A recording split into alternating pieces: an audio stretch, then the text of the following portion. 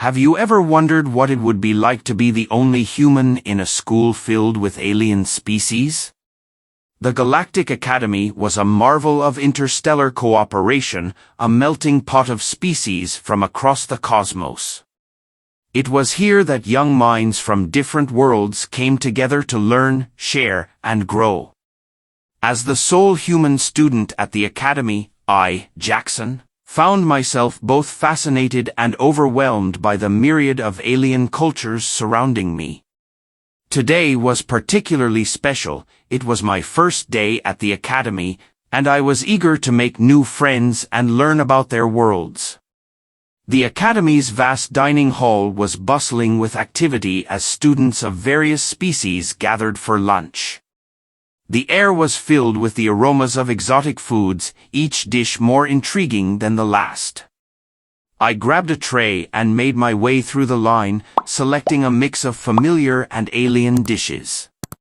Spotting an empty seat at a table surrounded by diverse students, I decided to join them. "Mind if I sit here?" I asked, smiling at the group.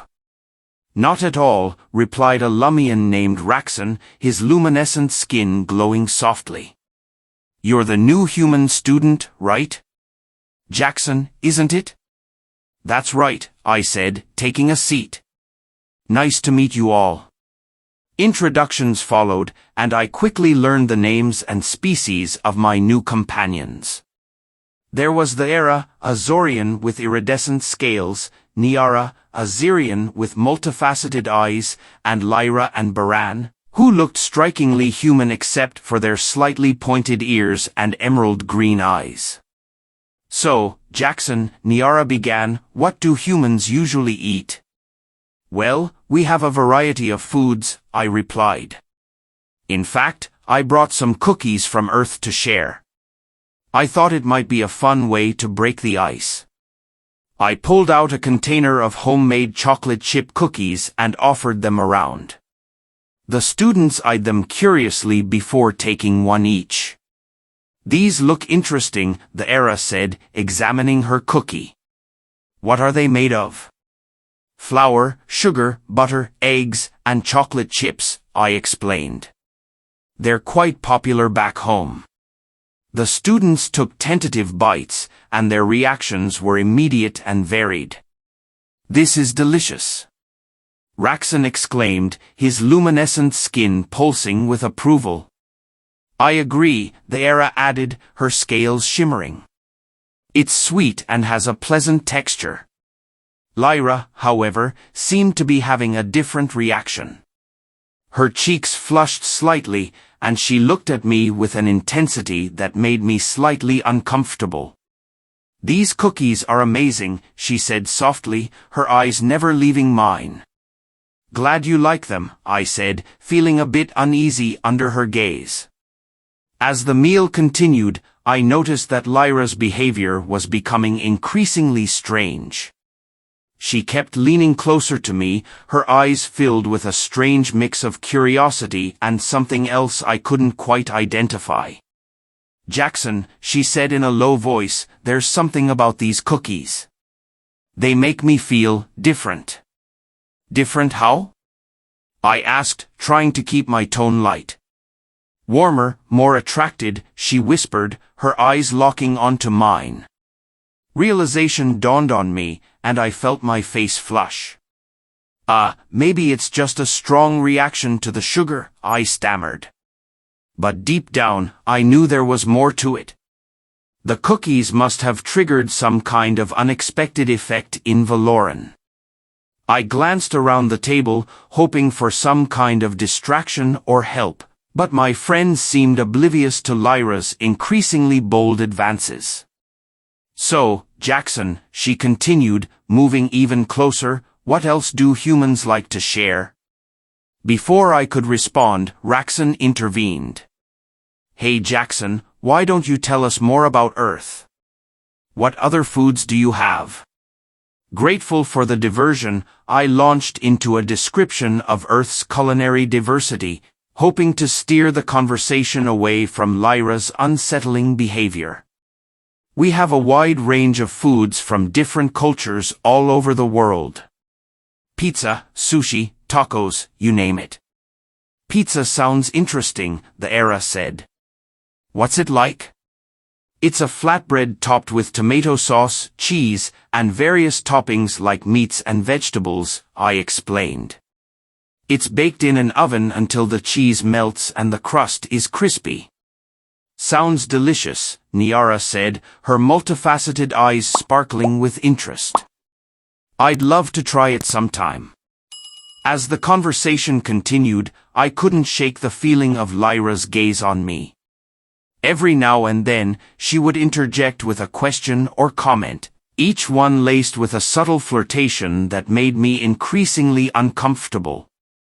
Finally, lunch ended, and Professor Alex clapped his hands to get our attention. Thank you all for sharing your meals and stories, he said warmly. Let's take a short break before we continue with our afternoon sessions. As I stood up to leave, I couldn't help but wonder, what was it about those cookies that affected Lyra so strongly? And more importantly, what would happen next? The mystery had only just begun. Have you ever had a moment where everything seemed to be going perfectly, only for an unexpected twist to leave you wondering what comes next?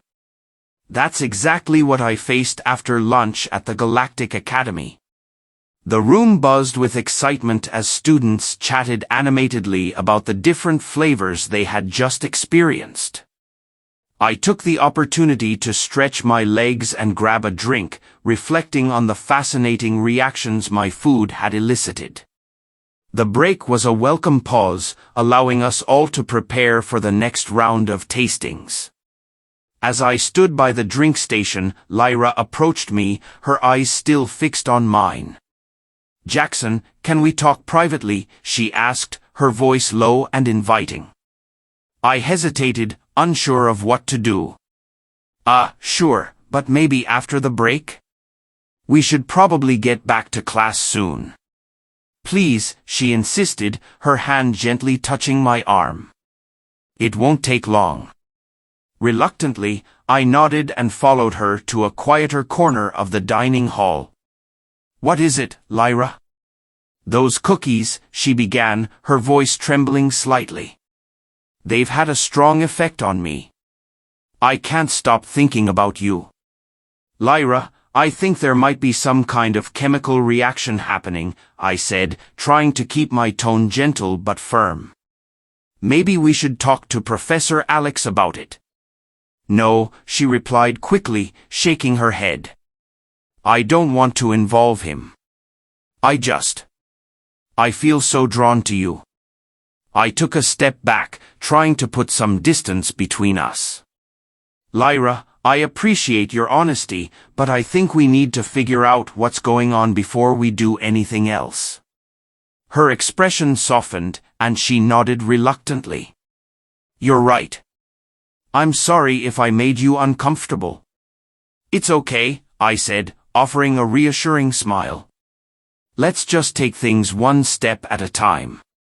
As we returned to the table, I couldn't help but feel a mix of relief and apprehension. Whatever was happening with Lyra, it was clear that the cookies had triggered something unexpected. I needed to find a way to handle this situation delicately without causing any more awkwardness or discomfort. The afternoon session resumed, and Professor Alex led us through a series of discussions about interspecies cultural exchanges.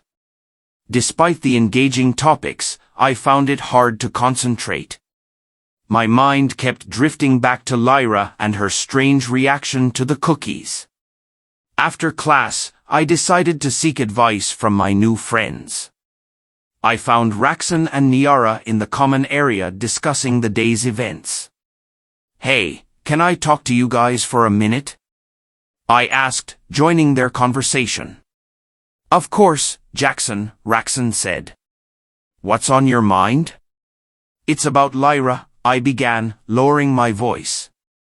I think the cookies had an unexpected effect on her. She seems overly affectionate. Niara's eyes widened in understanding. Oh, that explains her behavior at lunch. I thought something seemed off. Do you know if Valorians have any specific reactions to certain foods? Raxon nodded thoughtfully. Valorians can be sensitive to certain chemicals, especially those found in sweet foods. It's possible that the cookies acted as an aphrodisiac for her. Great, I muttered, running a hand through my hair. What should I do? Niara placed a reassuring hand on my shoulder. We'll figure this out together. For now, just try to keep your distance and avoid any more direct contact with her. I nodded, grateful for their support. Thanks, guys. I really appreciate it. As the day came to an end, I couldn't shake the feeling of unease that had settled over me. The situation with Lyra was far from resolved, and I knew I needed to tread carefully to avoid any further complications. With the help of my friends, I hoped to find a solution that would restore the balance and allow me to enjoy my time at the Galactic Academy. The next day dawned, and I prepared myself for another round of classes at the Galactic Academy.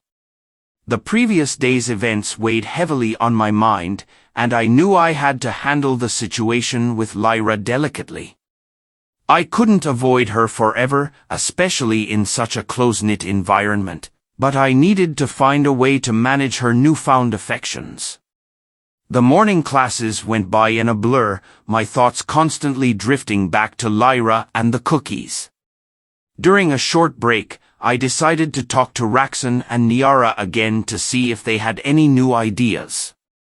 Hey guys, I greeted them as we gathered in the common area. Any thoughts on how to deal with this whole Lyra situation? Raxon's luminescent skin flickered thoughtfully. We were discussing it last night, and we think the best course of action is to find an antidote or something that can counteract the cookie effects. Niara nodded in agreement.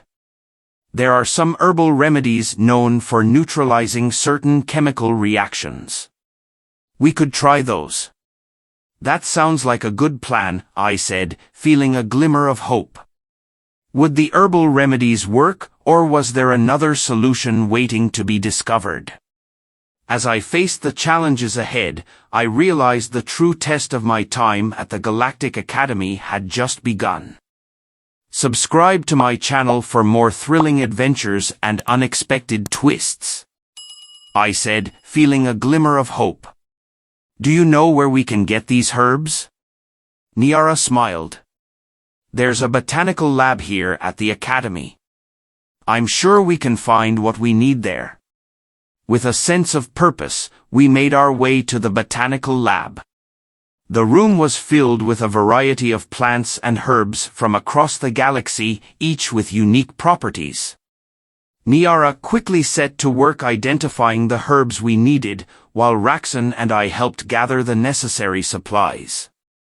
As we worked, I couldn't help but feel grateful for my friends' support.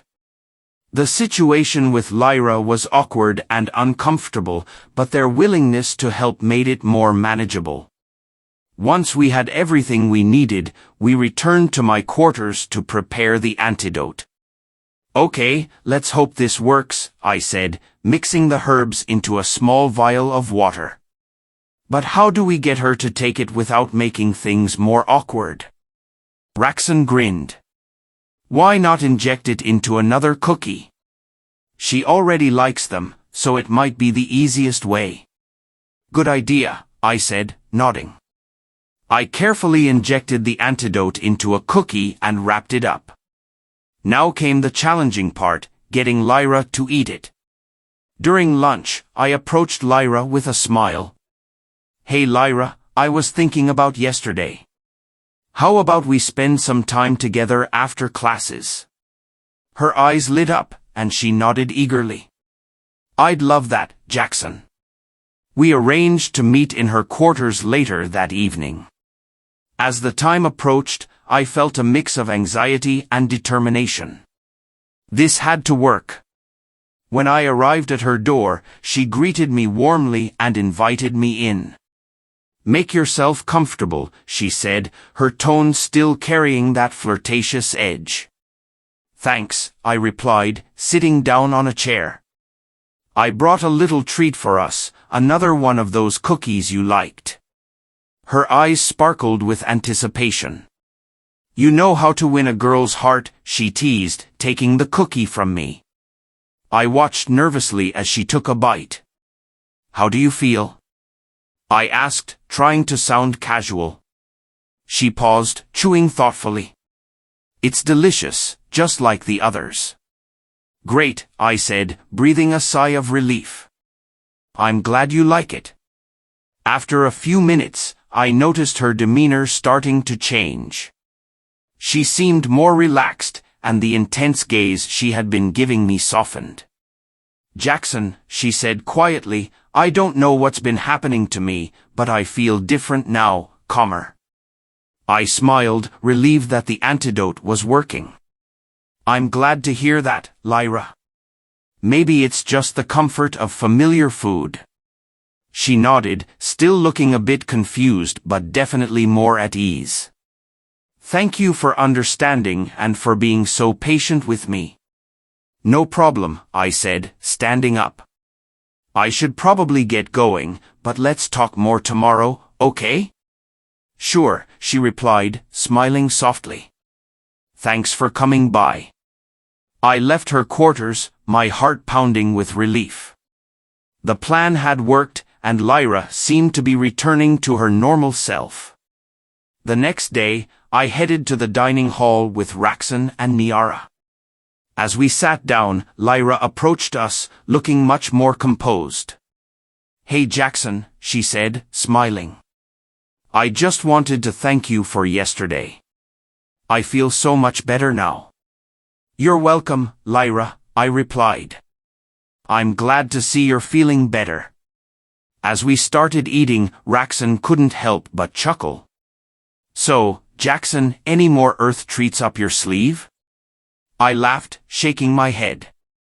"I think we've had enough excitement for a while. Maybe next time I'll bring something a bit safer, like, I don't know, celery sticks." Niara grinned. "Probably a good idea. But when you do, we'll be ready. Just no more cookies, okay?" "Yeah," Raxon added with a smirk, "unless you want to see Lyra climbing the walls again." Lyra blushed and playfully punched Raxon's arm.